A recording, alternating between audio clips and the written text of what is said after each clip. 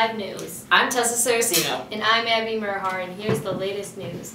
There's been a new law enacted called the Fugitive Slave Law. This is a provision to the previous bills passed proposed by Henry Clay. This law states that federal marshals and even citizens are encouraged to deliver fugitive slaves to the law. These slaves will be denied a jury. If a citizen refuses to do so, their punishment is up to 6 months in jail and a $1,000 fine.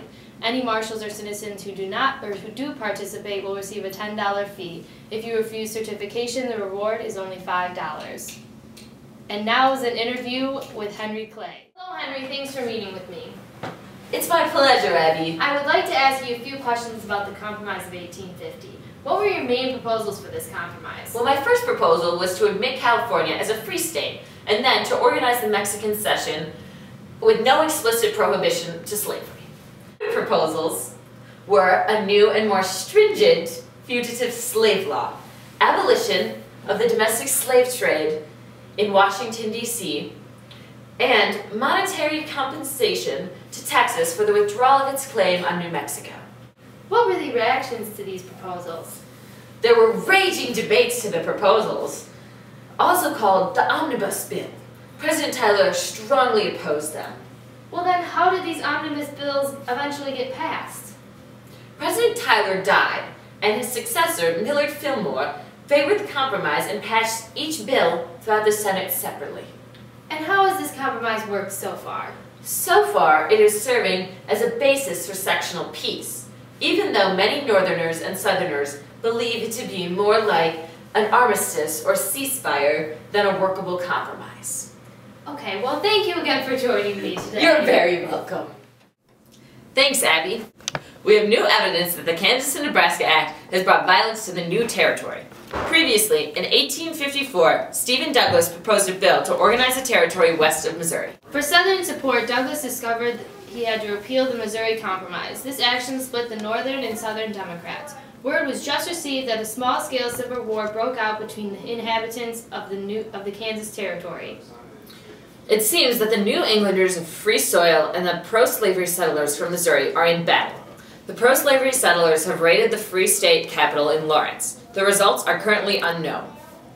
We've just received a call from Kylie that may reveal the outcome. There was no loss of life from the attack, but serious property damage. Thanks, Kylie. Breaking news! We just got word of a raid in Harpers Ferry, Virginia. John Brown seems to be the culprit of the raid from the information that we have currently been given. Kylie's on her way to the scene now.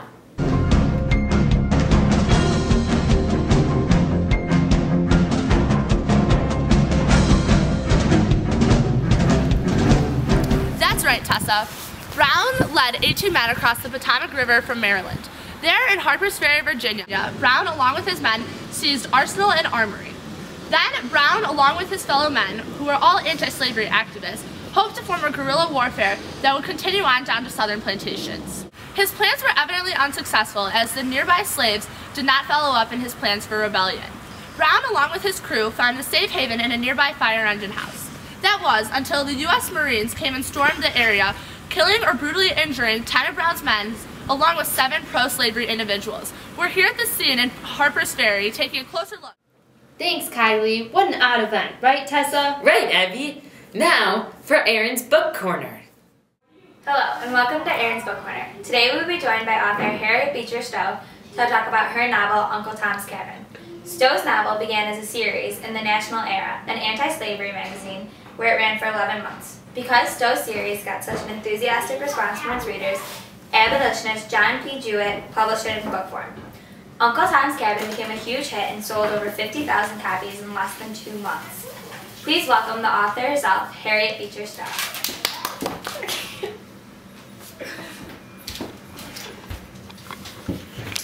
Welcome, Harriet. Thank you so much for joining us today. Thanks for having me. So, what gave you the idea to write Uncle Tom's Cabin? Well, in the midst of the debate over the fugitive slave law, I received a letter from my sister-in-law urging me to write something to make the whole nation feel what an accursed thing slavery is. I wasn't really an abolitionist before, but I decided to respond to my sister-in-law's request. To our viewers out there who haven't read the book, can you explain it to them? Well, it basically just attacks the system of slavery and how cruel and unjust it truly is. The book follows interactions between slaves and slave owners on a plantation. Some say your novel, Uncle Tom's Cabin, caused the Civil War. What's your response to that? Well, I do not believe that my novel single-handedly caused the Civil War, but I do believe that it was fuel to the fire. Okay, well that's all the time we have for Erin's Book Corner today. Thank you so much for joining us, Harriet. My pleasure. And for all of you viewers out there who haven't read my novel, it's on sale after the show today. In 1846, Dred Scott attempted to sue John Brown for unlawfully holding him as a slave.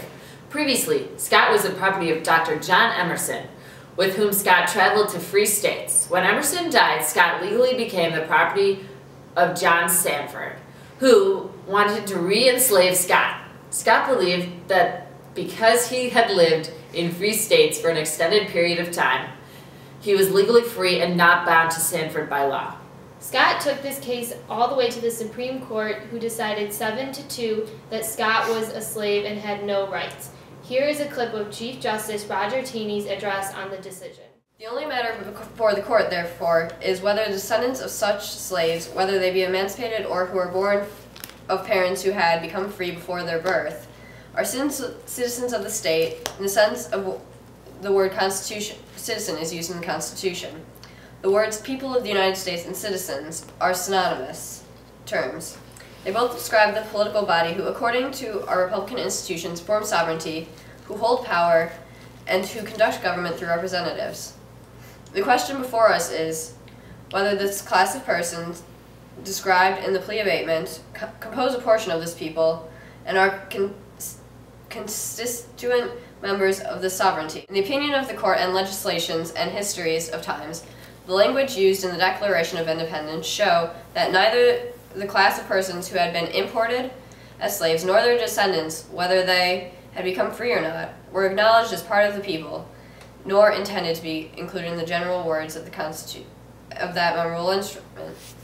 They had, for more than a century, been regarded as beings of inferior order and altogether unfit to associate with the white race, either in social or political relations, and so far inferior that they had no rights which the white man was bound to respect, and that the Negro might justly and lawfully be reduced to slavery for his profit. Welcome to Channel 5 Interviews. Thank you for being interviewed with Channel 5 News. Introduce yourself. My name is Robert Purvis, and I am a black man from Philadelphia. What is your opinion on the rule of the Dred Scott versus John Sanford case? I think this atrocious decision furnishes final confrontation of the already known fact that under the Constitution and government of the United States, the colored people are nothing but an alien, disfranchised, and degraded class. Do you think it would be right to fight this decision? To prove that there is no support given to slavery in the Constitution, an essential structure of the American government is to argue against the reason and common sense, to ignore history and shut our eyes against palatable facts, and that while it may suit white men who do not feel the iron heel to please themselves with such theories, it ill becomes the man of color whose daily experiences refuses the absurdity to indulge in any such idle fantasies. Thank you, Mr. Purvis. Unfortunately, that is all the time we have for interviews right now. We leave the South unable to compromise slavery for the North, and the North unwilling to allow slavery in the South. This will not end peacefully. Thanks, Alex. Now here's Kylie at our studio in New York for further information on the John Brown raid that happened recently. Thanks, Tessa. To follow up on my recent trip to Harper's Ferry, Virginia, Brown and his remaining followers have been put on trial for treason against the state of Virginia. What was the verdict of this case? So far, Brown has been sentenced to be hanged. Evidence has been found to show that several prominent Northern abolitionists had raised money for his aspirations, confirming Southern fears that abolitionists were actively engaged in forming slave insurrection. Wow, this event seemed to really aggravate the Southerners.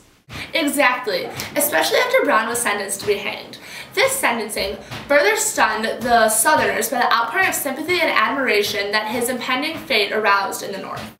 Events like these really do have negative effects on our country. You could say that again. If these sort of events continue to prosper in our nation, it's going to be hard to keep this country together as one union. You've got that right, Abby. But that's all the time we have for tonight. Thanks for tuning in to Channel 5 News. I'm Tessa Saraceno. And I'm Abby Murhar. We're signing off. Good night, everybody. Channel 5 News. It is Channel 5 News, right? That's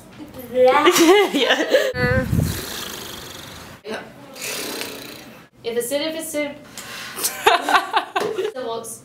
well, I'm saying further. Well, in the minute. Good. You should feel good. A little about to an enthusiastic response. Did that make any sense?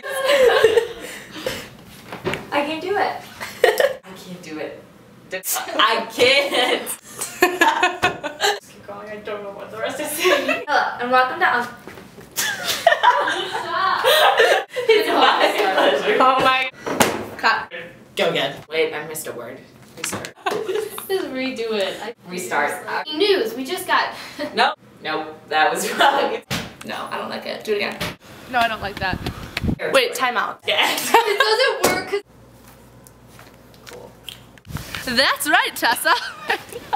Thanks, Kylie. Thanks, Kylie.